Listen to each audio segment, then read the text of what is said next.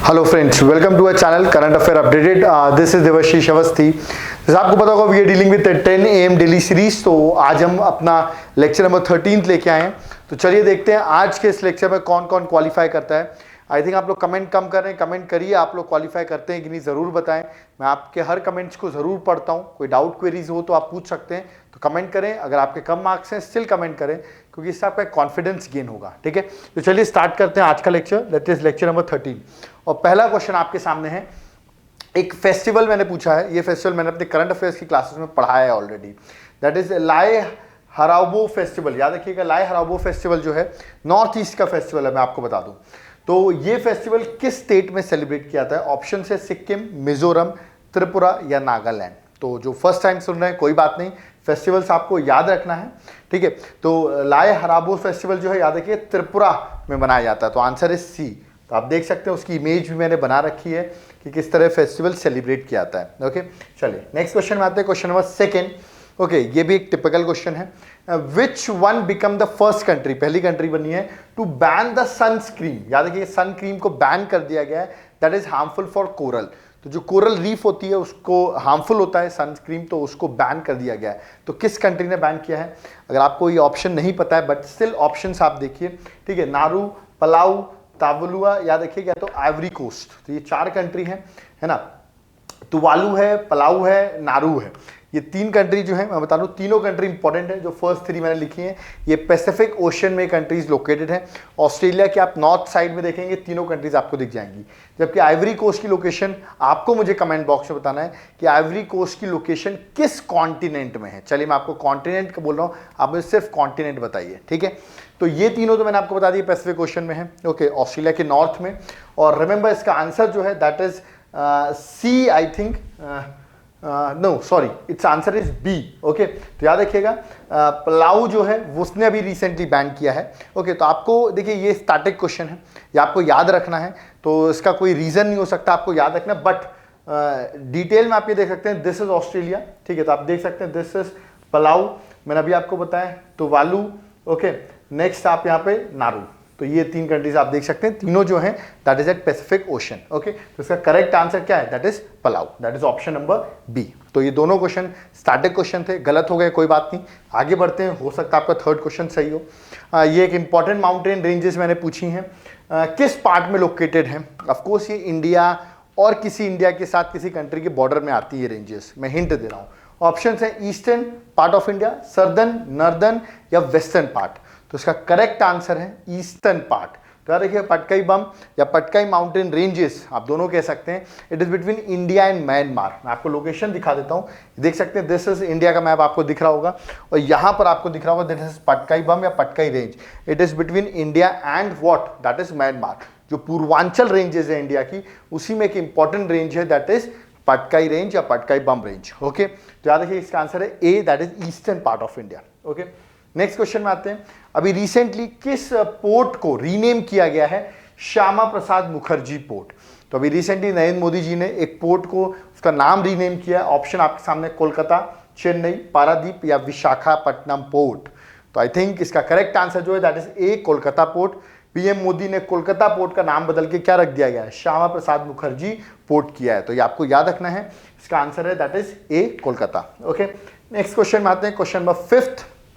ये भी एक इंपॉर्टेंट क्वेश्चन है, न्यूज में रहा है, वुमेन एम्पावरमेंट की हम कभी भी बात करते हैं।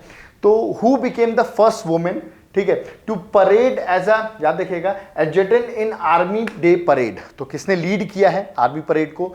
ऑप्शंस आपके सामने, captain Tanya Shergill, captain Swati Singh, Priya, none of the above. ठीक है, तो इसका करेक्ट आंसर है, आई थिंक आपने इमेज इनकी देख रखी होगी, दैट इज कैप्टन तान्या शहगिल। तो याद रखिएगा she is the important personality और ये न्यूज में भी बहुत रही है। ओके, तो उन्होंने लीड किया था आर्मी डे परेड में। ओके, चलिए नेक्स्ट क्वेश्चन नंबर 6। ये कोरोना वायरस बहुत चल रहा है, तो मैंने इजी क्वेश्चन अभी कोरोना वायरस से पूछा है कि सबसे पहले स्टेट में, याद रखिए कौन सा स्टेट पहला था जहां पे फर्स्ट कंफर्म्ड कोरोना वायरस का केस आया था।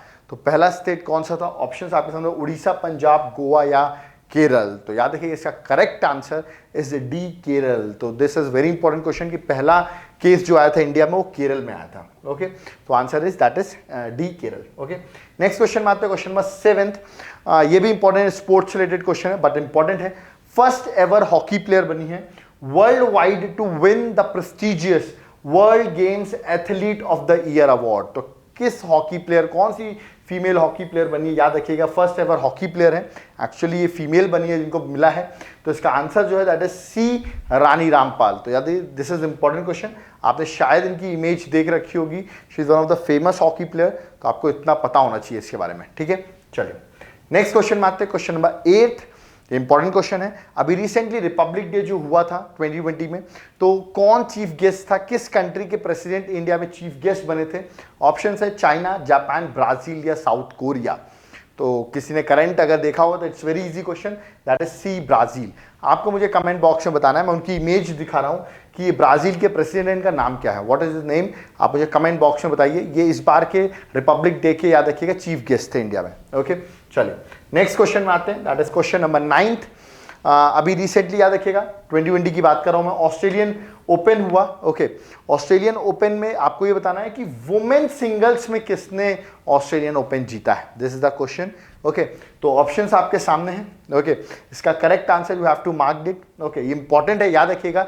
ऑस्ट्रेलियन ओपन मतलब ग्रैंड स्लैम, मतलब अगर आप लॉन टेनिस खेलते हैं तो लॉन टेनिस में 4 ग्रैंड स्लैम होते हैं, Australian open, French open, Wimbledon and US open, ये 4 ग्रैंड स्लैम है विच आर वेरी इंपॉर्टेंट।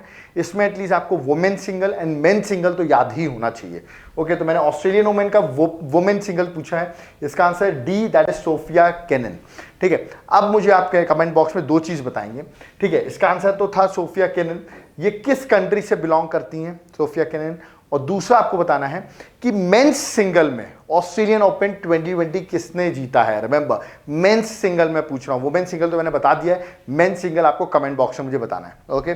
चलिए नेक्स्ट क्वेश्चन में आते हैं, क्वेश्चन नंबर 10 और लास्ट क्वेश्चन आज का, जो कि इंपॉर्टेंट क्वेश्चन है, हम कह सकते हैं कि इन हिंदी जो है, याद रखिएगा, is the most spoken language of the world in 2019 with 615 million speakers. तो कौन से नंबर में इंडिया रैंकिंग हिंदी जो है वो रैंक करती है इन टॉप स्पोकन लैंग्वेजेस में? तो ऑप्शंस आपके 3rd, 4th, 5th या 6th। इसका करेक्ट आंसर आपको बताना है, that is going to be a 3rd। तो 3rd largest spoken languages Hindi, 615 million speakers हैं इसके, ओके। अब एक चीज और इंपॉर्टेंट इसके साथ साथ में, आई थिंक आपको पता होगा चाइनीज लैंग्वेज, जिसको मैंड्रिन लैंग्वेज कहते हैं, वो सबसे ज्यादा स्पोकन थी, बट 2019 में इंग्लिश जो है 1132 मिलियन हो गई है, और मैड्रिन जो चाइनीज लैंग्वेज थी वो 1117 मिलियन हो गई है। तो याद है ये हिंदी तो 3rd नंबर पे ही है, बट यहाँ पे चेंज हुआ है, ये आपको याद रखना है। तो मोस्ट स्पोकन लैंग्वेज में चेंजेस आए हैं, इंग्लिश अब 1st नंबर पे और मैड्रिन अब 2nd नंबर पे हो गई है, ओके। तो यहाँ पर हमारे 10 क्वेश्चंस खत्म होते हैं, आई थिंक आपने सॉल्व किए होंगे। इसमें कुछ करंट अफेयर्स ओरिएंटेड क्वेश्चन थे। इस बार का जो कट ऑफ बन रहा है दैट इज 7 मार्क्स, ओके, क्योंकि कुछ करंट के ट्रिकी क्वेश्चंस थे, बहुत स्टैटिक क्वेश्चंस भी थे, तो एक आध गलत हो जाएंगे छोके। तो cut off is 7 marks. I think आपने 7 मार्क्स स्कोर किए होंगे, नहीं भी स्कोर किए कोई बात नहीं, नेक्स्ट टेस्ट की प्रिपरेशन करिए।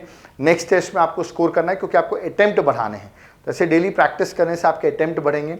और ज़रूर कमेंट बॉक्स में जो मैं क्वेश्चन पूछूं या आपको कोई डाउट क्वेरीज है, ज़रूर कमेंट बॉक्स में कमेंट करें, हम ज़रूर आपके रिप्लाई करेंगे। इवन जो आपकी स्कोरिंग हो उसको ज़रूर आप कमेंट बॉक्स में बताएं कि आपकी कितनी स्कोरिंग रही है, ओके।